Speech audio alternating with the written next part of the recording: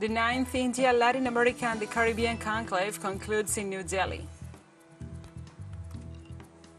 Israeli soldiers killed a young Palestinian man aged 18 during raid in West Bank Palestinian refugee camp. And Niger's new military board said on Thursday night it will break military agreements with France, its former colonial ruler.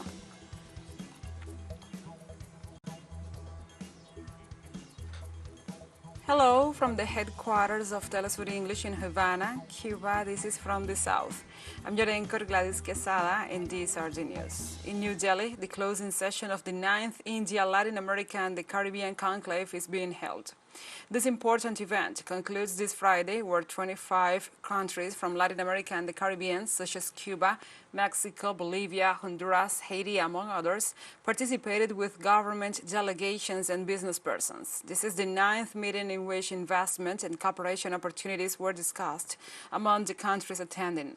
During the closing session, the Vice President of Venezuela, Delcy Rodriguez, highlighted the economic importance of India at world levels, as well as the central role of the BRICS and the opportunities for cooperation with Latin America.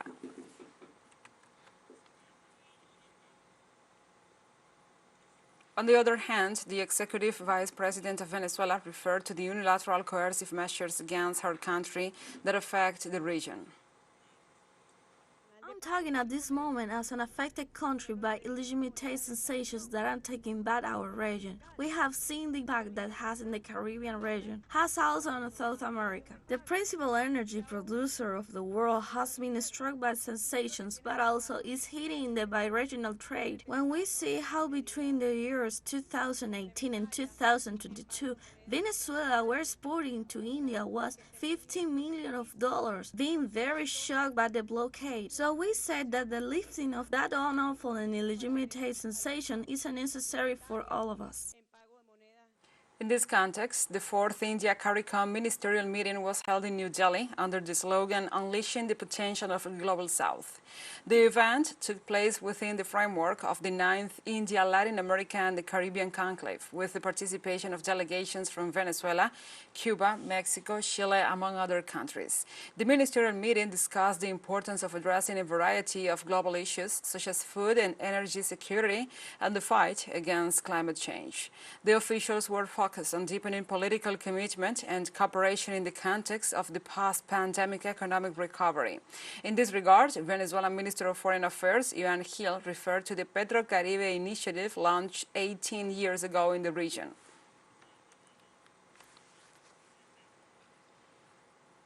And precisely, Venezuela's President Nicolás Maduro Moros received at Miraflores Palace a delegation from the Republic of the Congo to finalize the first joint commission between the two nations.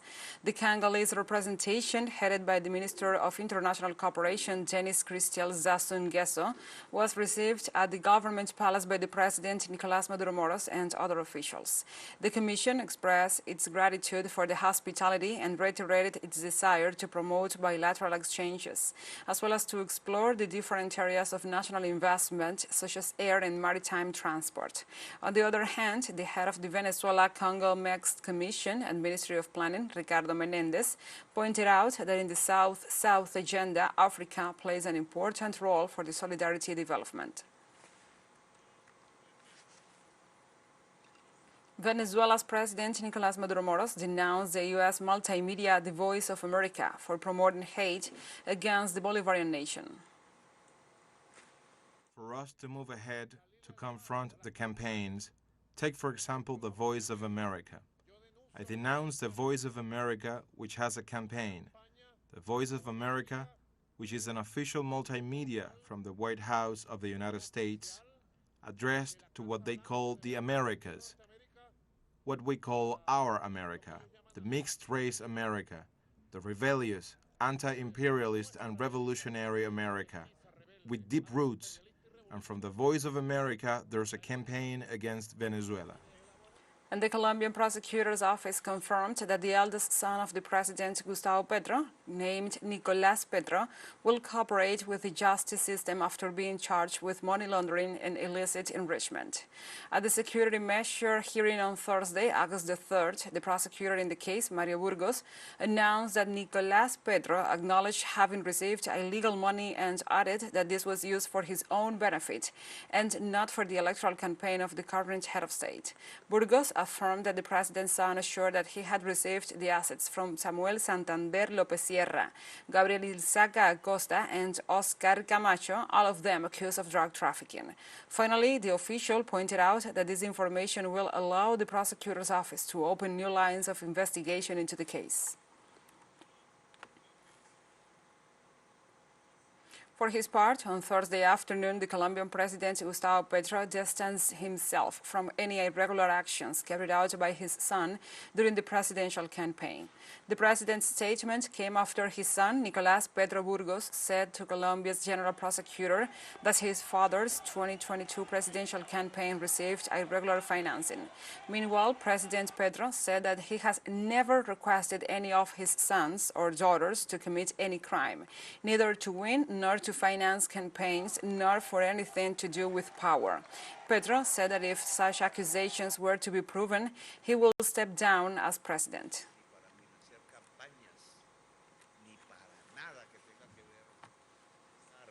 When truth be exposed, the one thing that you will not see happening is any evidence pointing to the president having asked any of his offspring to commit a crime, nor having been an accomplice, because that never happened. Let's take a short break, but remember you can join us on TikTok at teleSUR English, where you will find the news in different formats, news updates and more. Other stories coming up. Stay with us.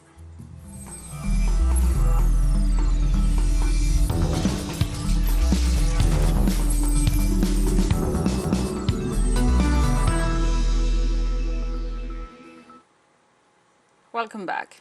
In Mexico, 18 people died in a bus accident that occurred this Thursday on a highway in the state of Nayarit. According to the Secretary of Security and Citizen Protection, at least 18 people died in western Mexico when a passenger bus plunged off a highway into a ravine early on Thursday, and passengers was mostly foreigners and some were heading for the U.S. border. 14 of the fatalities were adults and 3 were minors. The impact occurred at 2 p.m. local time at a high point located in the town of Barranca Blanca on the Tepic-Mazatlan highway. Authorities indicated that a total of 22 people, including the drivers, were taken to medical emergencies and only one person was not injured. I reaffirm once again that drivers must be subjected to strict health examinations in general terms.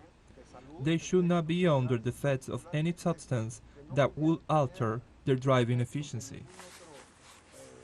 And the former U.S. President Donald Trump pled not guilty to leading a criminal conspiracy to change the outcome of the 2020 election, as he appeared in Washington court on Thursday. The 77-year-old Republican and front-runner for the 2024 presidential election told Judge Moxila Upadhyaya that he was pleading not guilty to the 4 counts against him. Prosecutors alleged Trump and 6 other unidentified individuals conspired to alter the outcome of the 2020 presidential polls. It is the 3rd time this year that the former White House chief has appeared in court. In Portugal, 500,000 people, or young people, welcomed Pope Francis at the official opening ceremony of the World Catholic Youth Festival. Along the almost 7 kilometers that separate the airbase from the presidential palace, numerous young people from all over the world and many inhabitants of Lisbon waited for hours for the papal procession to pass. Minutes after its arrival, the Pope addressed the crowd, to whom he gave an emotional message. After the central event, the Pope moved to Cascais, a coastal city west of Lisbon, to visit the local branch of his Scholars Foundation, a movement he founded in 2013 to bring young people of different origins and nationalities together.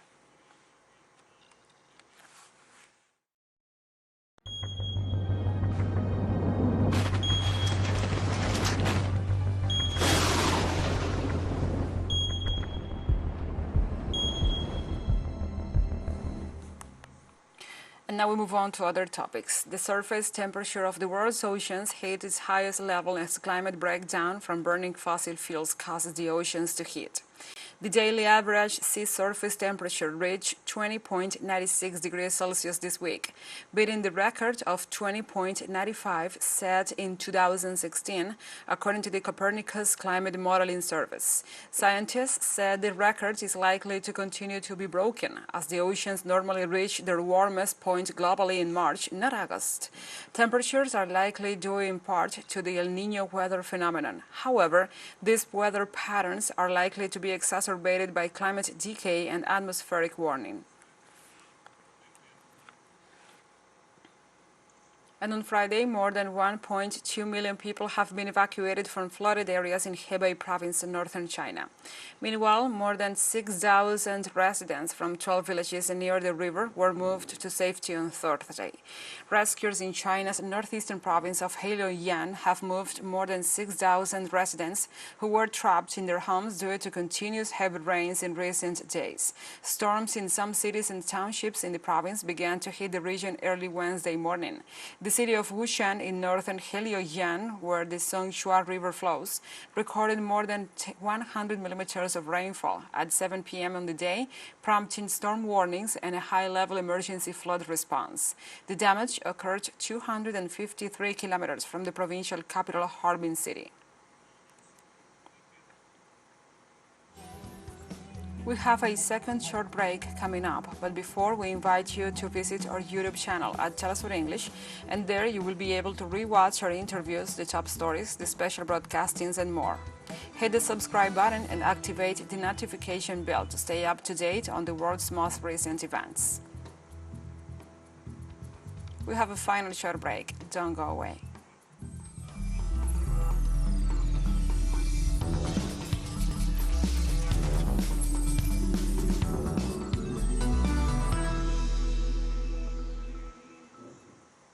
Welcome back. Israeli soldiers killed a young Palestinian man aged 18 during a raid in a West Bank Palestinian refugee camp. The young man, who had just graduated from high school weeks earlier, was shot at point-blank range as the Israeli troops stormed the camp in a raid to arrest some of 3 wanted camp residents. Fierce confrontations broke out. More than 200 Palestinians have been killed this year in the occupied West Bank and the Palestinian territories and the Gaza Strip, with the majority of these fatalities recorded in the occupied West Bank. Those figures point to 2023 as the deadliest year already for Palestinians in that region since the United Nations began keeping track of fatalities in 2005, whereas the number of people killed in the Palestinian attacks against Israelis during that same period is presumed to be 26. And the Palestinian Foreign Minister Riyad al-Maliki regretted on Thursday that the Palestinian issue is outside the priorities of the international community. Is the only administration that did not bring its own peace plan. So what that really tells you that, their priority is not us. Their priority, it's Ukraine, Russia, Ukraine, Russia, Ukraine, Russia. And after that, it's China, China, China, China, China, China, China, China. So where we stand, I don't know. At the end of that list, I don't know, even if that's really the case. The minister also welcomed the willingness of a global player such as China to mediate in the Israeli-Palestinian peace process. Made their position very clear when it comes to Israel-Palestine.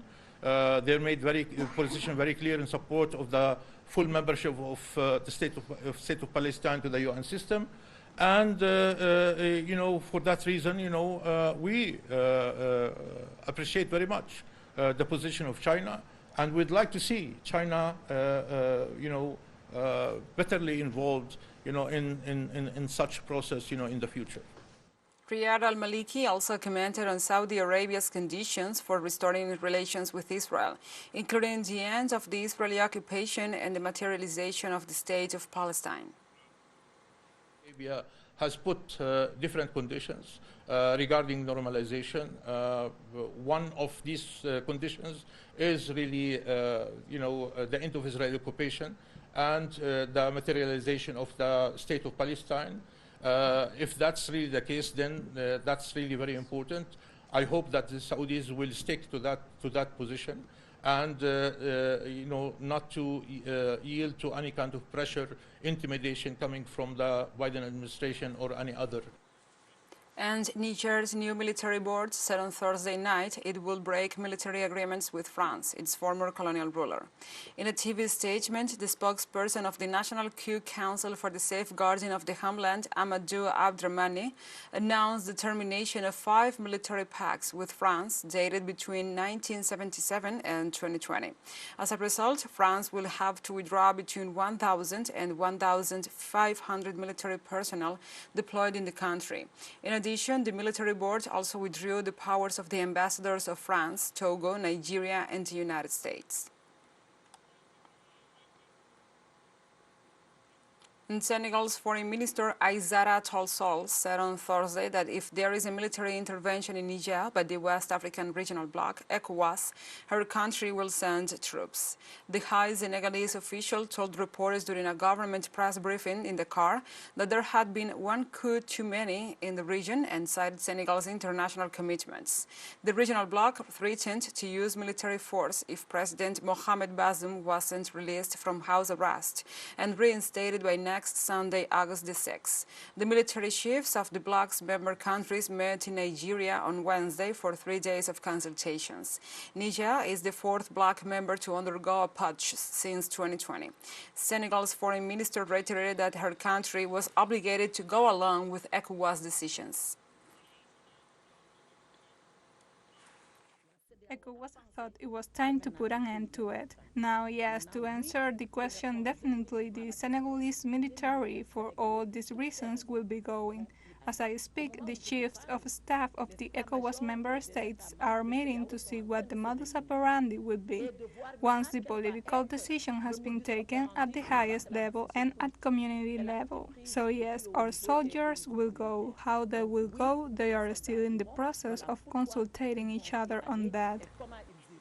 On Thursday, Senegal's government said the indictment and detention of opposition leader Ousmane Sonko and the dissolution of his party were justified because he had allegedly fomented insurrection and promoted violence. Sonko has been held in detention since Monday on charges including fomenting insurrection, undermining the state security, criminal association with a terrorist body, and other crimes. Shortly after his indictment, the Interior Minister announced that PASTEF will be dissolved, accusing it of causing unrest that has led to destruction and the loss of lives.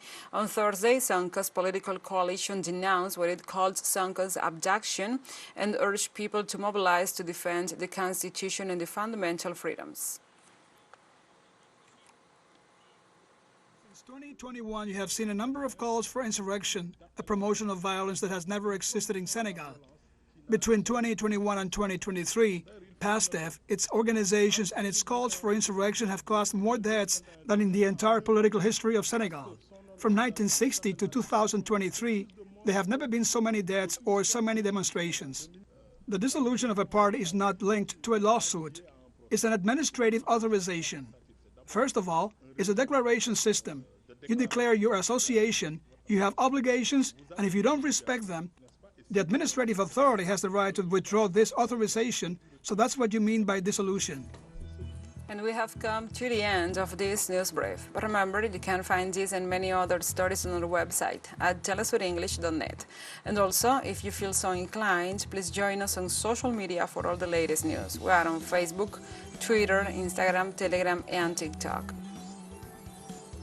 For Telesur English, I'm your anchor, Gladys Quesada. Thank you for watching.